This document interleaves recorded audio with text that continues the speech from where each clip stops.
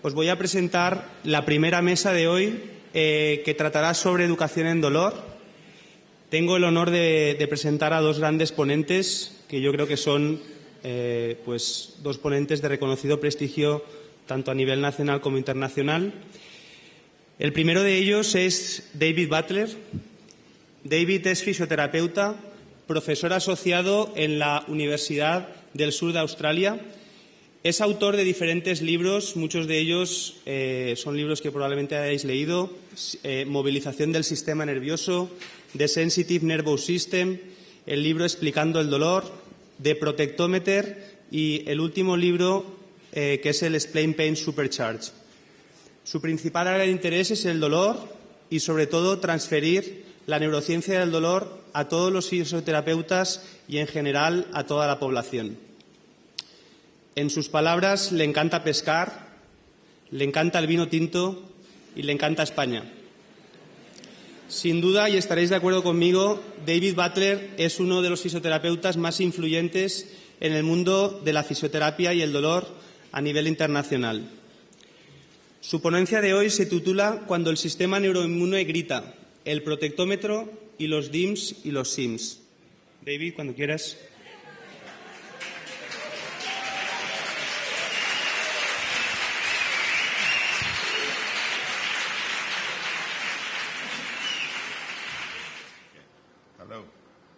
Hola, ¿funciona? Buenos días a Buenos. todos.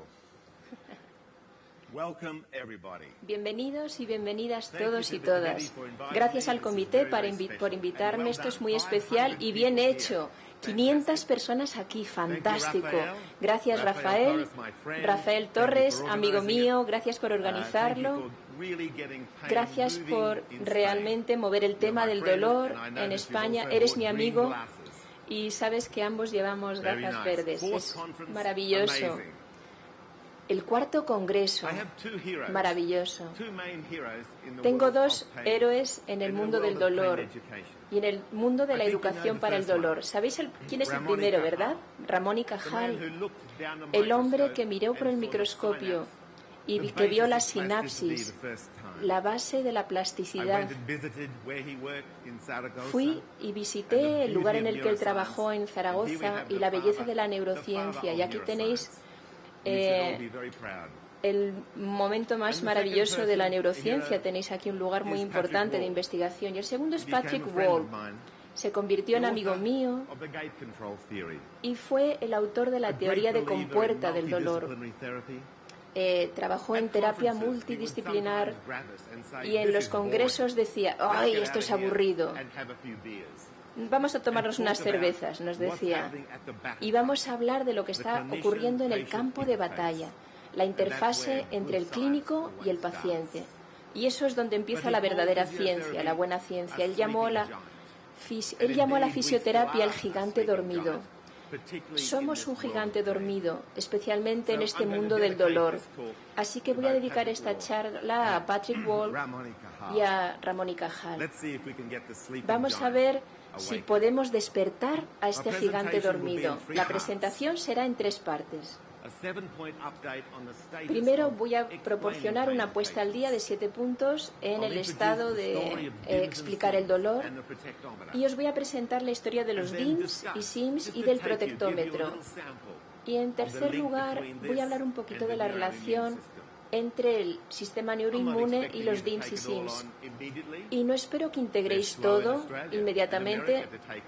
En Australia son lentos, sin embargo en América ya lo han integrado y hay un movimiento que está sucediendo. Tengo 7 puntos que os voy a contar para poneros al día en el mundo de terapia de explicar el dolor. Punto 1. Explicar el dolor es un rango de intervenciones educativas que incluyen el cambiar la comprensión que tienen las personas de lo que es el dolor, de la función para la que sirve y de qué procesos biológicos subyacen a todo esto. Si tuviera que elegir un objetivo, sería cambiar el concepto de la persona sobre el dolor desde la idea de que es un marcador de lesión o enfermedad tisular a de que es un marcador de una necesidad percibida para proteger esa lesión tisular o ese tejido. encaja dentro de un modelo biopsicosocial, no de un modelo médico.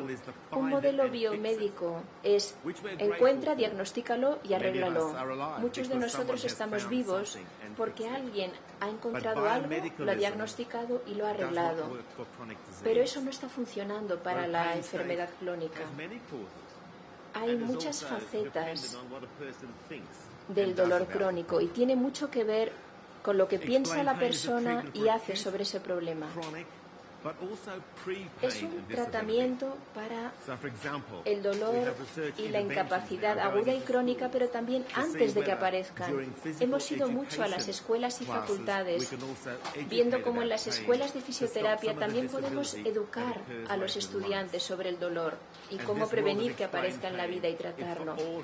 Y en esta forma, explicar el dolor puede ayudar a los profesores, padres, acompañantes, etc. Punto 2. La evidencia de explicar el dolor. ¿Por qué lo hacemos? Desde el año 2003 ha habido 12 estudios controlados y aleatorizados y 5 revisiones sistemáticas. Pero no olvidéis que esto está sostenido por mucha ciencia basada en la evidencia. Todo esto puede apoyar las ciencias a través de la evidencia. Al final de esta presentación, quiero que también seáis terapeutas que puedan alterar, como si fuerais inmunólogos, que puedan alterar su sistema inmune y mejorarlo. La mayor parte de lo que voy a hablar está en el libro Explicando el dolor. No quiero vender el libro, pero lo tenéis fuera también. Y mi interpretación del gran cuerpo de evidencia que hay es como un tratamiento que tiene potencia por sí mismo para una amplia gama de estados de dolor crónico.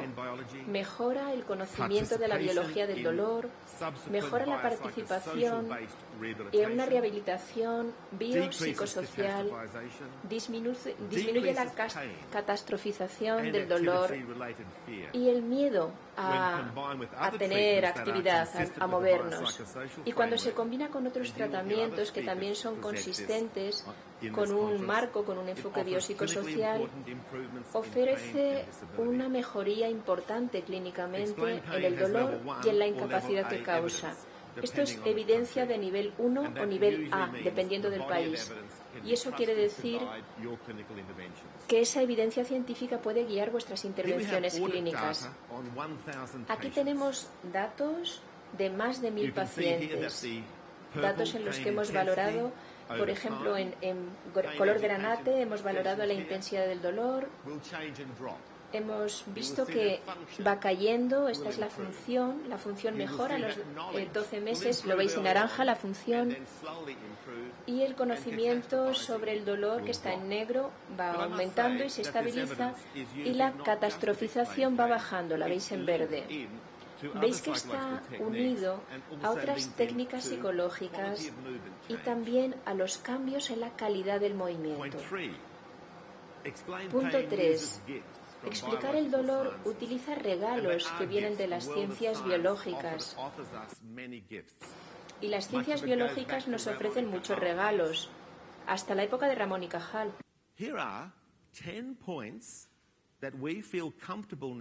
Aquí hay 10 puntos que llamamos conceptos Diana, y creemos que vuestros pacientes y la sociedad, si pueden comprender e integrar estos conceptos, tendrán una mejor vida. Los voy a leer en voz alta. Concepto 1. El dolor es normal, personal, natural y siempre es real. 2. Aprender acerca del dolor puede ayudar tanto al individuo como a la sociedad. 3. El dolor y la lesión tisular no están muy relacionados. 4. El dolor descansa en el concepto de contexto, las cosas que hueles, que tocas, que ves, las personas con las que te encuentras, los lugares a los que vas, las cosas que haces, las cosas que piensas. 6. El dolor depende del equilibrio entre peligro y seguridad. Voy a explorar eso mucho más en la siguiente parte de esta charla, de esta conferencia. 7. El dolor tiene que ver con una actividad cerebral distribuida. Es algo de lo más poderoso que podemos aprender de la neurociencia. Si tenemos una experiencia del dolor, hay múltiples áreas cerebrales involucradas, no solo las áreas del dolor. Ya hablé de esto ayer. Levantad las manos si sois más viejos que 40 años. Si sois mayores de 40 años, levantad la mano. Magnífico. Levantad la mano si sois menores de 30 años. Ay, mierdecillas pequeñas. Gracias, traductor. Cuando hice mi formación, se nos dijo que cuando tienes dolor, el área del dolor se enciende. Pero la revolución del dolor nos dice que puede haber miles de áreas neuronales que están implicadas. Y esto lo que hace es señalar la gran importancia del contexto, de que hay muchas influencias en relación con el dolor. Punto 8. El dolor es muchas de las reacciones protectoras que tiene el cuerpo. El dolor no es un input, algo que llega. Podríamos pararlo, detenerlo, pero también es algo que tiene una función hacia afuera, es un output. La terapia de calidad debería tener que ver con todo lo que llega al cuerpo, a la mente, y todo lo que la mente y el cuerpo emiten hacia el entorno. También es motoro, simpático, involucra la inmunidad, la cognición, las emociones. Todos son outputs, es decir, cosas que el cerebro emite hacia afuera y que necesitamos todos comprender para ayudar a nuestros pacientes que padecen dolor. Número 9. Somos bioplásticos, tenemos bioplasticidad. Es una nueva palabra en inglés. Yo no la he creado. Es más grande que lo neuroplástico. Es decir, tiene en cuenta toda la biología. Y somos seres con bioplasticidad hasta nuestro último aliento. Podemos cambiar y nuestros cerebros pueden cambiar. 10. El tratamiento activo, las estrategias de tratamiento activo ayudan a la recuperación. La gente tendrá otros conceptos diana dependiendo de su situación en particular. Estos conceptos nos ayudan a diseñar un programa de estudios. Mucha gente escucha esta palabra currículum, programa de estudios, pero si yo me sentase con cualquiera de vosotros, con un paciente, humildemente podría extraer lo que vosotros les enseñáis, vuestro programa de enseñanza, pero podemos llevarlo mucho más allá, desarrollarlo mucho más allá, en el mundo de explicando el dolor. Número 4. Enseñar el dolor está arraigada, está afianzada, proviene de un cambio conceptual y de una teoría de diseños de cómo se educa, una teoría de formación diferente. Hay dos ramas de la psicología educativa. Una rama es instruir, formar, y la otra es provocar cambios conceptuales. Y son los cambios conceptuales, esta área en la que se basa el concepto de explain pain, de explicar el dolor. Este mundo del cambio conceptual tiene que ver con gente que ya viene con un conocimiento previo, y vuestros pacientes que tienen dolor crónico ya vienen con unas ideas previas sobre sus conceptos de dolor. La ciencia del cambio conceptual explora un proceso de cambio en presencia de un conocimiento previo. No solamente es enriquecer los sistemas de conocimiento que ya existen, sino que significa reorganizar, reestructurar y a menudo provocar, poner en conflicto. Hay dos detalles fundamentales sobre la investigación del cambio conceptual y su práctica. Por ejemplo, hace 20 años había dificultades en no hacer más que tirar de cada nervio, estirar cada músculo, tocar cada tendón. Yo sentía que eso es lo que yo tenía que hacer. Yo sigo haciéndolo hoy en día, pero hay descubrimientos que con el tiempo se hacen que no encajan con los paradigmas habituales. Nos estamos dando cuenta de que buscar solo la causa del dolor, una única causa, no funciona. Y quizá en el dolor crónico incluso empeora a los pacientes. Hay un pensamiento social. Hay que ampliar los marcos de pensamiento. A veces eso duele. Pero todos lo podemos hacer. Y vosotros sois muy jóvenes, así que empezad ya, por favor. En segundo lugar, surge este cambio conceptual porque hay un problema con fenómenos emergentes, especialmente en la ciencia. Por ejemplo, esos pájaros que vuelan a la izquierda están en un proceso que se llama emergencia. Simplemente ocurre. No hay un líder en la bandada de pájaros. Muchas cosas se unen para formar esa formación. Lo cansados que están, la presión barométrica, la temperatura atmosférica. Esa es una construcción lineal. Hay un inicio, hay un líder al principio y al final. Eso es lo que pasa en los aviones de la derecha, no como en la bandada de la izquierda. Estos fenómenos son lineares. Van de la A la B, a la C y a la D. ¿Veis Caperucita Roja? ¿Conocéis la historia de Caperucita Roja? En español la hay. Muchas de las historias son lineares y esto es trágico. Sería mejor tener historias para niños y niñas que provocaran su imaginación.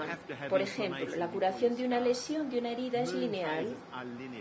Las fases de la luna son lineares. La digestión es así, es procesual, es temporal, es lineal. Cosas como encender una bombilla, una plaga. Ha habido mucha lluvia en Australia, hay mucha comida. Muchas cosas se unen para crear una plaga de ratas, por ejemplo. Las ciudades son emergentes. La electricidad es emergente. Si le pregunto a alguien que solo puede pensar de forma lineal, aquí hay una pila, una fuente de energía, yo enciendo el interruptor, ¿qué luz se encenderá antes? Dirán, esta, la primera, la de arriba, pero alguien que conoce la emergencia diría que todas se encienden a la vez.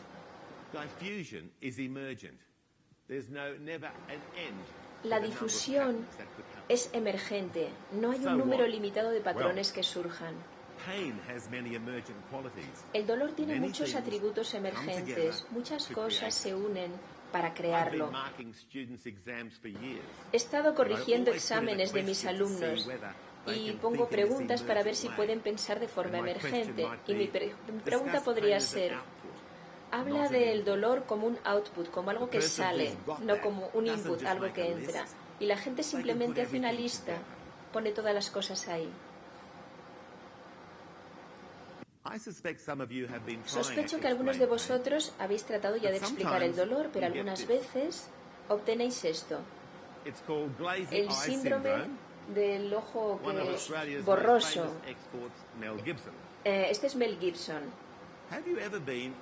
¿Habéis estado alguna vez hablando acerca de la curación tisular, de la recuperación tisular, pero cuando habláis de ese dolor, estáis hablándole a la frente de algo que te mira con ojos atontados, como si no supiera de qué le hablas? Hay un esquema, hay una estructura, una neurofirma, hay una neuroetiqueta. En el mundo de explicar el dolor, como veréis en el futuro, estamos empezando a enseñar a la gente cómo piensa de esta forma emergente, de forma que tu historia se quede en su cerebro, se integre allí. Algunas personas se quedan atascados en solo un agente etiológico, un agente causal. Me hice daño en el trabajo, mi espalda se hizo daño. Uy. Pero 3 años después ya no será solamente eso que ha pasado. Hay muchas cosas que han construido este estado de dolor. Podemos enseñar campos emergentes sobre el dolor y lo haremos dentro de un momento, ahora lo veréis.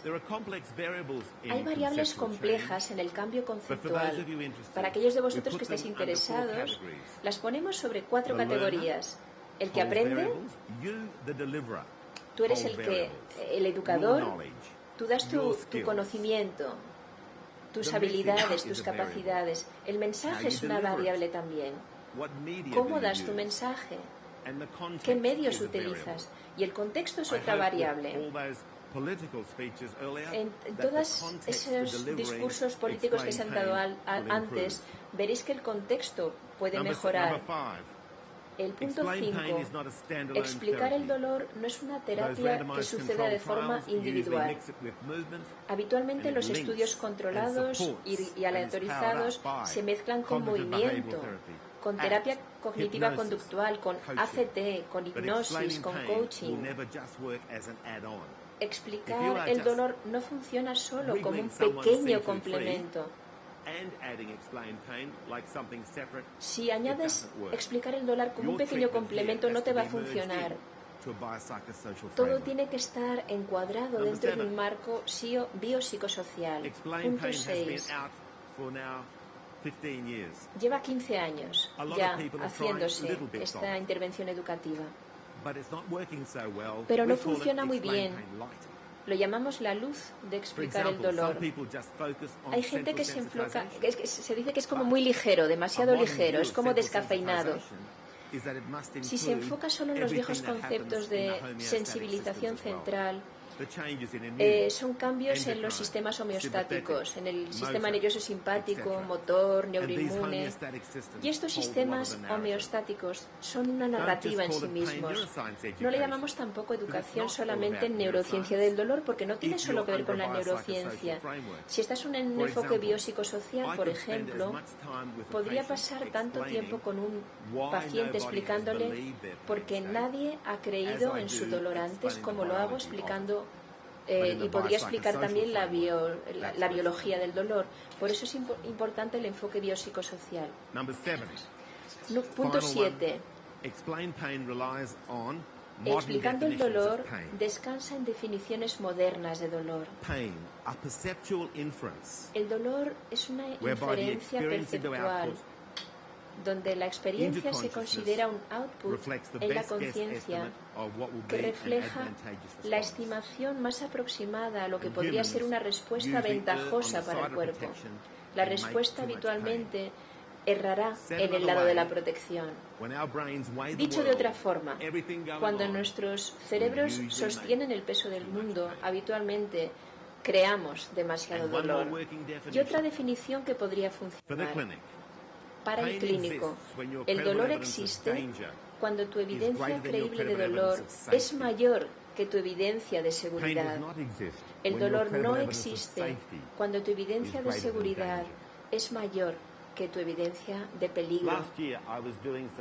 El año pasado estaba haciendo unas charlas con el público que se llamaba Neurociencia en los hoteles.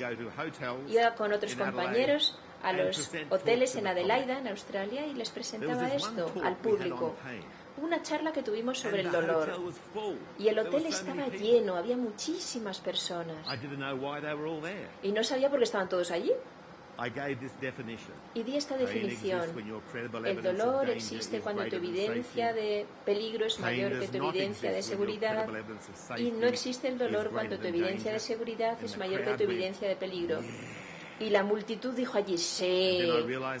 Y entonces comprendí que la mayor parte de aquella multitud de personas era la comunidad que estaba unida. Era una comunidad que realmente lo comprendió muy rápido, mucho más rápido que cualquiera de mis compañeros y compañeras. Vamos a explorar esto. Una evidencia fiable, creíble de peligro. Alguien le dice, no te pasa nada, tu dolor no es real. O creer que tú vas a acabar en una silla de ruedas. O tener un diagnóstico que te da pánico. O leer que las tasas de intereses están subiendo otra vez en tu hipoteca, por ejemplo. ¿Podría ser esto? ¿Qué tiene que ver eso con el dolor? Tiene mucho que ver con el dolor. Y una evidencia que tú crees de seguridad, por ejemplo, podría ser pedir una cita con un profesional de la salud. A menudo tienes un dolor de estómago y cuando ya has pedido cita al médico se te ha quitado el dolor. Has cambiado algo en tu cerebro al pedir esa cita. Ser consciente de un camino probado científicamente hacia la recuperación. También el amor. La gente ha olvidado lo importante que es el amor para tratar el dolor. Vamos a explorar el peligro y la seguridad. Es la historia de los DIMS y de los SIMS. Hay 7 variedades deliciosas de DIMS y de SIMS. En Australia, en Inglaterra también, estos son fritos, ¿no? Esto lo encuentras, si te lo tomas en el fútbol con una cervecita fría y está buenísimo. Hay 7 variedades también de DIMS y SIMS. Un DIM y un SIM son neuroetiquetas, redes, representaciones cerebrales. Un DIM es un peligro en mí, es una red de peligros en mí. Y un SIM es una red de seguridades en mí. El cerebro tiene mucho espacio para ambas cosas. Mónica Hall ya nos lo enseñó en su día. Pero hay muchas cosas que pueden ser DIMs y SIMs. Pensamientos, recuerdos, emociones. Los DIMs y los SIMs pueden ser, en primer lugar, cosas que oyes, ves, hueles, pruebas, tocas. Número 2, cosas que haces. Número 3, las cosas que dices, las cosas en las que crees y los lugares a los que acudes, las personas de tu vida, las cosas que suceden en tu cuerpo. Os daré algunos ejemplos. Fijamos, si ver una placa radiográfica puede ser un DIM.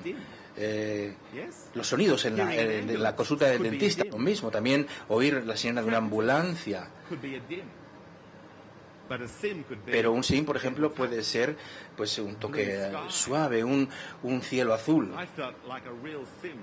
Yo a veces me siento como un verdadero SIM cuando voy a esos parques, ese parque tan bonito que tenéis, y veo ahí a los pavos, ¿no? Pero a lo mejor lo que no sabemos es que tenemos unos poderosos efectos inmunológicos aquí en el cerebro. Lo que hacemos, solo tomar pastillas, por ejemplo, eso es un DIM, quedarse en casa todo el rato.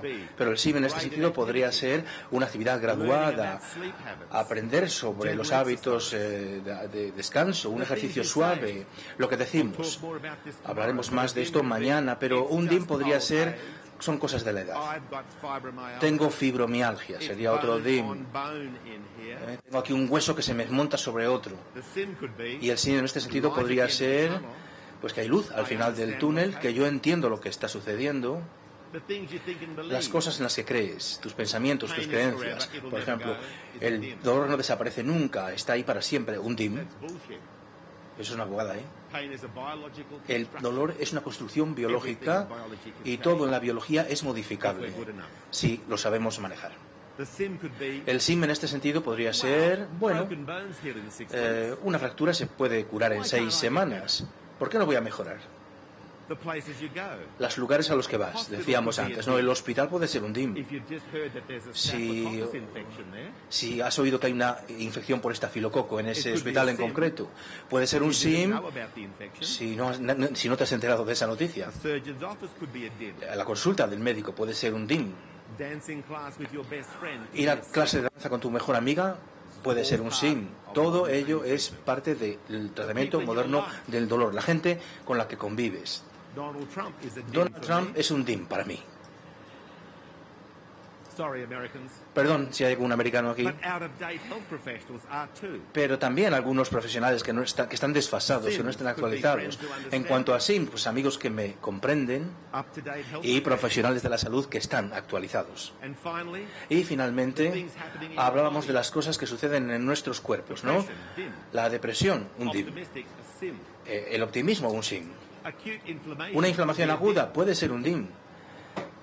Pero también puede ser un SIM en el sentido de que os cuento. Hace 20 años, si alguien me hubiera dicho que una rodilla inflamada era un SIM, diría no, es la peor rodilla inflamada que he visto nunca, es enorme. Ahora diría otra cosa, diría bien hecho. Esa inflamación es muy chula. Has empezado ya a curarte antes de venir aquí, fíjate. O sea, hay que cambiar un poquito a la línea de la seguridad, ¿no? Y esa inflamación responde de una manera tan positiva por eso. Cualquier cualquier cuestión que tengas puede curarse. Bien hecho, ¿no? Porque te estás curando a ti mismo. Ese es el mensaje que tenemos que comunicar. Se trata de ayudar que esos SIMs se hagan más fuertes. ¿Qué es lo que he hecho? Cambiar un DIM, lo he convertido en un SIM. Sencillamente verbalmente, a nivel verbal. No he tenido ni que tocar nada. Aquí, por lo tanto, tenemos toda una serie de DIMs y SIMs que hemos ido recogiendo. Muchos lo hacéis, pero normalmente, claro, desde el punto de vista de la sanidad nos centramos mucho en el DIM y nos olvidamos de la potencia, del poder que tiene ayudar a los pacientes a encontrar sus SIMs. Este protectómetro. Cuantos más DIMs tenemos en la zona del dolor, cuanto más SIMs tenemos, estamos ya en esta otra zona, ¿no? Aquí es cuando te estás pasando fenomenal con tus amigos en un lugar seguro. Esto es cuando tienes que llamar a una ambulancia de manera perentoria, ¿no? Ahí hay muchos más DIMs que SIMs. Hay una cuestión que me es interesante. Fijaros, ¿alguna vez habéis ido a algún lado y os habéis preguntado, ¿tengo dolor de cabeza? Y dices, sí, pues tengo dolor de cabeza. Y es cierto que tienes dolor de cabeza. Entonces ese pensamiento se ha convertido ya en un dolor de cabeza. Es un poco como la persona que se está quejando, ¿no? ¿Por qué me habré tomado esa última copa de tempranillo anoche? Me ha dado un dolor de cabeza espantoso. No eran las 6 copas que te habías tomado antes, ¿no? Ha sido la última, precisamente. Aquí hay otra historia que os quiero contar, hombre. Este es el bilby en la bañera, ¿no? En el baño. Es un marsupial que tenemos en Australia, que es un poquito raro, tiene ese tamaño aproximadamente. En las barbacoas está muy bien. Eso era una broma, ¿eh? No lo toméis en serio. Aquí tenemos, fijaros que se va a lanzar el bilby y va a hacer que rebose, pero es que ya hay, fijaros lo que hay dentro de la bañera, ¿no? ¿Cuántas veces echamos la culpa a cosas pequeñas, ¿no? Imaginaros esta madre que ha hecho una ampliación enorme de su hija y la ha puesto en la habitación de la hija, y están intentando. Hay que fijarse, digamos, en la imagen grande, en los DIMs, no en esos detalles, ¿no? Por lo tanto, el poder del protectómetro con los DIMs y con los SIMs ayuda a desarrollar un pensamiento colectivo. Hay muchas cosas que conjugan para generar el dolor. Además, quita un poco esta idea de una única culpa, ¿no? La gente tiene que darse cuenta de que hay muchos factores que generan el dolor. También nos ayuda a comprender cómo a veces las cosas pequeñas pueden convertirse en algo mucho más complicado. Por ejemplo, un esguince, que a lo mejor se puede convertir en un dolor crónico o un síndrome crónico. También configura, digamos, lo que podríamos denominar la demolición de los DIMs. Nos ayuda también a ir a la caza de SIMs y nos ayuda a transformar en último término los DIMs en SIMs. Otro ejemplo, una mujer joven con 3 años ya, dolor en el pie, y entra así en la consulta y dice, tengo un hundimiento del arco. Yo la miro el pie y le digo, no está tan mal, está un poquito rígido, es cierto. Y la cuento, yo no creo que sea ese diagnóstico.